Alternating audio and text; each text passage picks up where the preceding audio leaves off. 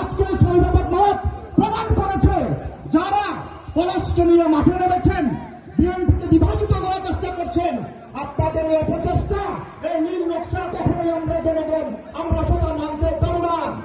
আমরা যারা শহীদের অনুসারী, আমাদের মধ্যে যতক্ষণ রক্ত আছে আমরা লড়াই করে যাব বাংলাদেশের মাটি থেকে এই সমস্ত উৎকৃষ্টদেরকে প্রতিহত করে বিএনপি আবার সঠিক রাস্তায় ফিরে আসবে, আমরা সেই আশা ব্যক্ত করি। সেই দিন নয়, আমরা আশা রাখি এই কমিটি বিলুপ্ত হবে। এখানে খালেদ সাহেব সহ সকল সিনিয়র নেতৃবৃন্দ আছেন। আজকে এই কমিটির মাধ্যমে কেন্দ্রীয় নেতৃত্বকে বার্তা দিতে চাই, এই অবহিত কমিটি আপনারা অবিলম্বে বিলুপ্ত ঘোষণা করেন এবং পুনরায় কাউন্সিল গঠন করে সঠিক নেতৃত্বের হাতে নেতৃত্ব করে দিন। তাহলে আপনি বাংলা আনবেন বিএনপির ইতিহাস এবং বাংলা আনবেন বিএনপির মুক্তি। আমরা সেদিনের প্রত্যাশা রাখলাম। সকল নেতৃবৃন্দকে ধন্যবাদ জ্ঞাপন করছি।